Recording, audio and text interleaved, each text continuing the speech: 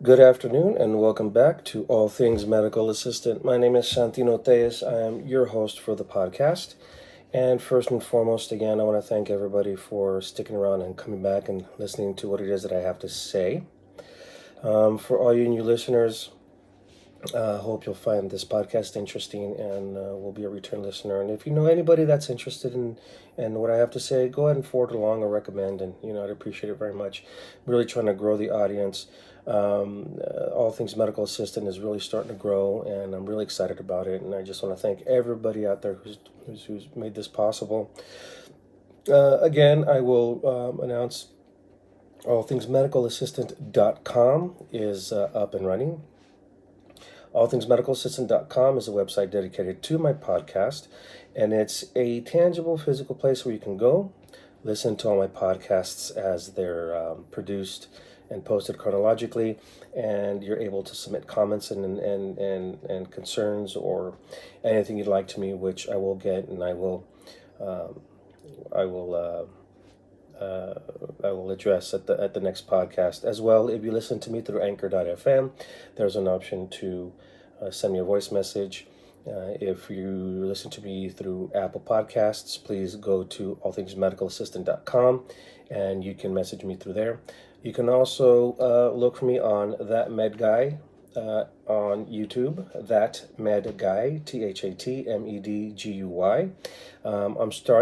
It's a YouTube page that I've had for a while now, and now I'm starting to post these videos there as well as I produce these. So all around, I'm just trying to get everybody involved in the conversation. So again, allthingsmedicalassistant.com, and I look forward to reading comments and addressing concerns. So thanks for listening. Now, I just posted an episode yesterday. What type of person are you? And just basically spoke about, during in this time that we're in right now, where there's so much uncertainty, unrest, and racism and violence. What kind of a person does that turn you into? What kind of a person does it? What does it turn you? How does it affect you? How does it affect your ability to work? As a medical assistant or in any career. If you've got coworkers that are part of this community that have been hurt so repeatedly. Well, today this isn't really an addition as far as an episode to the podcast. Rather, I'm considering it kind of a special episode, and this is why. So a couple of days ago, I'm sure you all are familiar with this Mr. Gudinho in Buffalo, how he was pushed back by a Buffalo police officer, and he ended up falling backwards, hitting his head on the back on the concrete, and bled from his ear. Now, I had read the story a couple of times, hadn't really seen the video until a couple of days ago, but yet the video was still kind of edited until last night. I'm on TV and I'm watching Rachel Maddow's show, and she shows the video, and I've got this 65-inch hanging on my wall, so this is pretty graphic to view. And basically, this 75-year-old gentleman gets pushed by the Buffalo Police Department, who are advancing on this peaceful protest, mind you, a peaceful protest, advancing in military fashion to push back a peaceful protest. They push the 75-year-old gentleman back rather than, maybe, coercing him to the side. They push him back. He falls backward, hits his head on the concrete, the occipital aspect of his head. And the most disturbing, disgusting thing I saw happened. Blood poured out of his right ear like a faucet. And I'm not exaggerating, guys. Like a faucet. If you can find this video, go for it. It's disgusting. Now, they interviewed the mayor. Rachel Maddow interviewed the mayor. And, I have to give the mayor one thing. He didn't try dodging or getting around this is the mayor of Buffalo, didn't dodge the questions to try and get around the question. Rather, he did accept responsibility for the police force and for what had happened, but also tried to very democratically, say, hey, there are rules and protocols in place. No, bullshit. Now, one thing I did you know, respect or accept him saying is that, even through the police force, I think they had military as well. Or he had said that within the police force, they do have trained medics, and their job is to render aid to anybody, within any operation or whatever that needs medical care, and that's fine. And he has said that it includes civilians as well. Well, if you watch the video, it shows the officer pushing him, the gentleman falling back, hitting his head. The same officer that one of the two officers that pushed him, one of them actually had a second of conscience, okay, and looked at this gentleman he had pushed and was going to stop to render aid. But the idiot to his left pulled him back and said, I can just imagine what he said. He said, no, forget it, let's go, keep going. And it took, I don't know, you hear a voice, we need a medic on scene, call a medic. They brought a medic in, and what was last heard is he was in stable but serious condition. Now, how about that? It's a very vulgar. It's something very vulgar to see. It's a very vulgar image to have. So, when I watched that, and I was preparing dinner, and I had a beer, and I'm thinking, wow, this is horrible, But to see an actual act of violence happening in this fashion, I mean, I've seen fights happen, I've seen riots and everything. It's like, oh my gosh, it's nothing new there. But then you see somebody who's sworn to protect do this to a citizen because he thinks it's part of his job, or the badge gives him the right, or because he's frustrated. The mayor said, well, these officers are overworked and they work. Yeah, well, you know what? Don't give a shit. I'm overworked at work too. I work 10, 11-hour shifts, period. But you know what the deal is? I signed up for the job and I understand what I need to do, so I can't complain. Now, if I worked an 8-hour day and they made me work 11 hours, then I'd be upset and needed the rest. But these police officers there, they make a conscious decision to be a police officer, to sign up for the academy, to go through training, to swear to holy God that they're going to uphold and they're going to protect and they're going to serve, and then they go out and they do stuff like this. And then they try and hide behind their training, they try and hide behind their badge. You can't do that. That's like me saying, well, I saw you have a cardiac arrest, but I stepped over you because I momentarily forgot that I knew CPR. That shit don't fly. And then I get charged criminally for acting negligently and not providing services known to a medical professional. Same thing to you. You two dumb shits. You signed up for this job. You knew what it entailed. You go through training and training and training and hours of training and hours of training, and they tell you, well, very stressful, long hours, you might have to do this. You're trained to respond to riots. You're trained to respond to protests. And you do this. You create this havoc, and then you want to hide behind the badge, and you want to hide behind and say, well, it was proper police procedure, he was coming in. No, you know what, you dumbass, the one that I'm talking to, the cop that pushed the gentleman, even though it looked like you had a moment of conscience, like I said, you know what, no, what I saw in your face when you pushed him was fear. I think you were afraid of this 75-year-old man that was taller than you, and even though you had a brethren standing with you, you were afraid, and that's why you pushed.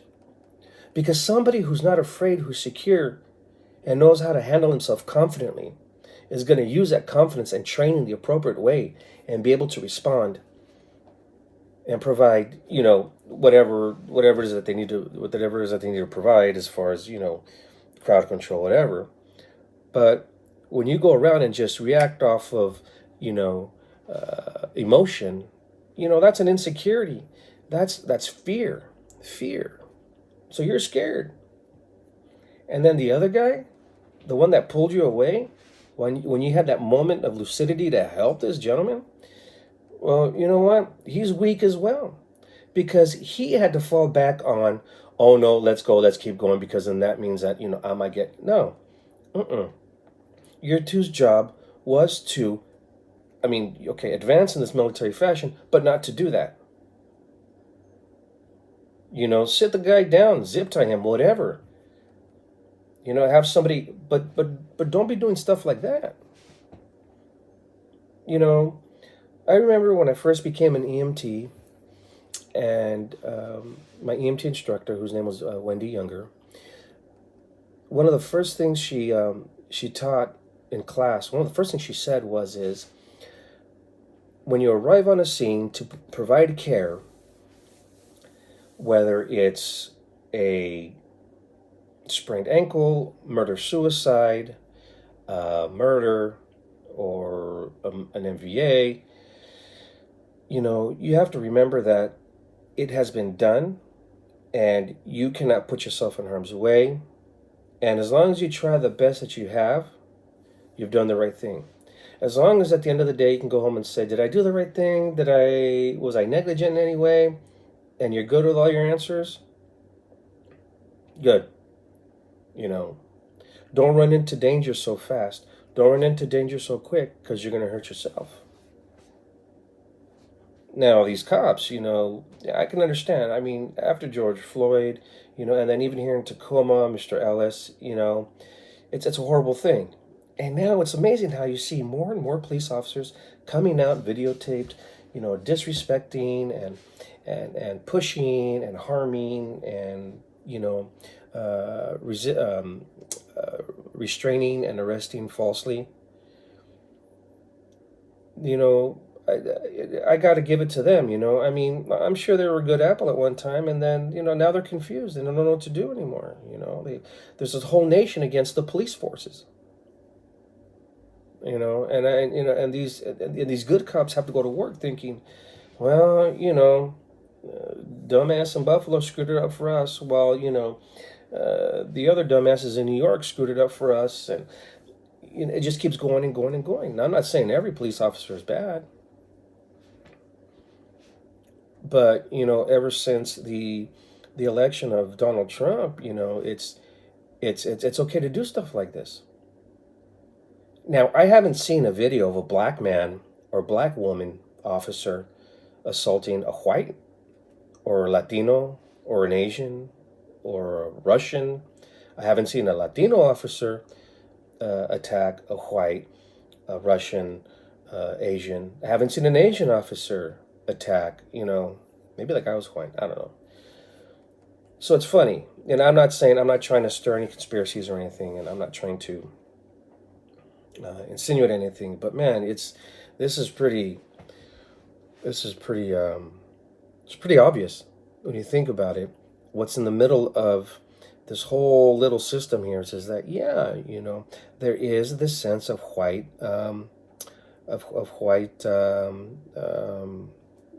dominance and wanting to prove who they are, and you're in the wrong business to do that, man. If you want to prove your supremacy, you need to go out and do it in another fashion. Join a sport, start a hobby, do something where you can be competitive with other people. Hey, how about this? How about all of you people who have the supremacy about you go into an arena and fight it out to see who the most supreme is? And then after everybody's got their ass whooped and there's one left standing, we'll whoop his ass. And then I think we'll have that controlled. But people out there that support this administration, that's allowing this, who's sending military reinforcements, that's the wrong answer, my friend. That is the wrong answer. You are using scare tactics. And here's the thing about Donald Trump is that he thinks he's a dictator. Now let me tell you, Putin and the Chinese president, those are dictators. Those are true dictators. I mean, if dictatorship was being a man, those men are men and they have balls. This guy, he's a wannabe. He's trying to be a dictator, and he's not, because we're born into a country of democracy. We're born in, we have this government that has Republicans, Democrats, and whatever to balance out whatever this guy does. So what he's doing is that he's using any avenue that he can to invoke fear, because he's trying to be a dictator. He's trying to act like a dictator, and it's not working. When you see Putin or the Chinese leader on TV, you don't see more and more and masses of protection around him? No, because they're true dictators and people fear them, period. This guy, the security has double, tripled around him because he's scared. I think he's scared, you know. So, yeah, all of you that support him, and if this upsets you, please go ahead and respond back to me and we'll have a conversation about it, okay? Um, but all those support this gentleman who think that this is the right way to go about things, that this is the right way to maintain control and order, I don't know. Maybe y'all need to move to your own country and live out there. But yeah, oh, sorry about that. But yeah, so you know, when you sign up as a police officer for this kind of a job, you took an oath, just like I did when I went through EMS, when I went through medical assisting, when I went through surgical technology school. You take an oath, you make a promise to not invoke harm. You do it knowingly and willingly. Okay? And you can't get beside that. You can't deviate from that reason. You can't try and bullshit out of that. You signed up to be a police officer. You promised not to harm, you promised to protect, and now you're not following procedure. And now, I think it's the hate and well, okay, take that back. I think it's the fear that causes you to react, and I think it's the supremacy as well. And I think I do think that even today, if it's not just it's stronger than it was years ago. This sense of supremacy with these white individuals. You know, now I don't see white firefighters leaving buildings to burn because they know a black person lives in there. I don't see that. I don't see black EMTs letting somebody die of a cardiac arrest because, or rather, a white EMT or a black EMT leaving a white person die of a cardiac arrest because, I don't see that happening. You know, so why police? Why? If you have any second thoughts about being a police officer, then don't. You know, my son is in the Navy, and I remember my son coming or giving me a call and visiting me and asking me, Dad, I want to join the military. What do I do? And I said, run and do it. Because if you stick around and you ask too many people and hear too many opinions, more likely you're not going to go. So if it's something you want to do and you don't doubt yourself, go. He's in the Navy now and he's loving it. And I'm proud of that. You guys out there, I don't think we're really sure that's what you wanted to do. You tried it out and now you're stuck in a career. Or maybe that is something you wanted to do and now you're there. Now you're a cop. Well, you need to remember the oath you took, the promises you made, knowing well and full the hours you're going to work, the responses you're going to make, the dangers you're going to confront, and the fears that you have to live with. Okay? All that, you knew about that in the beginning. So just because it suits you, you can't stop and say, oh, well, I was just using my training. Oh, well, he fell backwards. And no, mm-mm.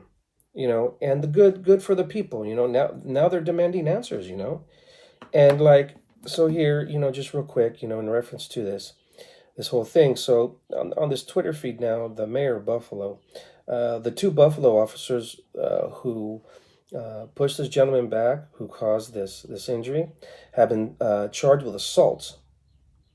Good. Oh, look. Prosecutors charged Buffalo police officers Aaron Torglaski and Robert McCabe with second-degree assault on Saturday after they were caught on video shoving a 75-year-old man to the ground on Thursday. The Buffalo Police Department had suspended the two officers without pay. On Friday, all 57 members of the Buffalo Police Department emergency response team resigned from their special unit positions in solidarity with the convicted officers. Well, fine, whatever. Stand behind him, and that's fine, and that's your right. But it was his right to protest peacefully, and it was his right to go home uninjured, without blood pouring out of his ear, He had that right. And what about him?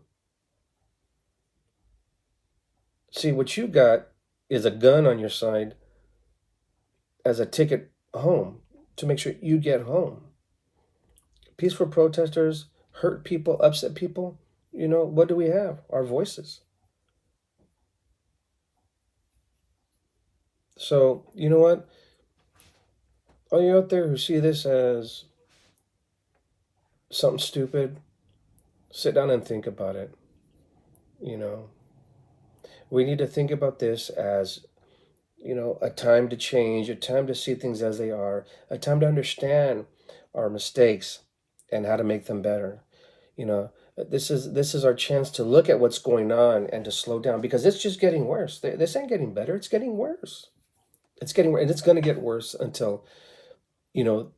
And I think these protesters, well, the peaceful ones, have the right idea. You keep growing in unity, and something's going to have to happen. Something positive is going to have to happen, and that's the right way to do it. Use statistics. Use education. Use peaceful protests. Again, like I mentioned in yesterday's podcast, the people that are out there looting and stealing and breaking and harming, and they're of different races, they're just out there being stupid. They ain't got nothing to prove. A bunch of cheap motherfuckers trying to get something free and rip people off. So again, this was more a special edition, just to address this whole gentleman, Mr. Gugino, up in Buffalo. I wish his family the best, and it's unfortunate that these things are happening. But it disgusted me, and it was a horrible sight to see a gentleman hit the ground and blood literally pour out of his ear like water. So again, let's stop and think about what's going on, what we're doing. Let's be good to each other, okay? Again, this is Santino Diaz for All Things Medical Assistant, my podcast. You can also check this out on allthingsmedicalassistant.com. I will post a video here at allthingsmedicalassistant.com as well as on YouTube. So at that med guy. So thank you for listening, and please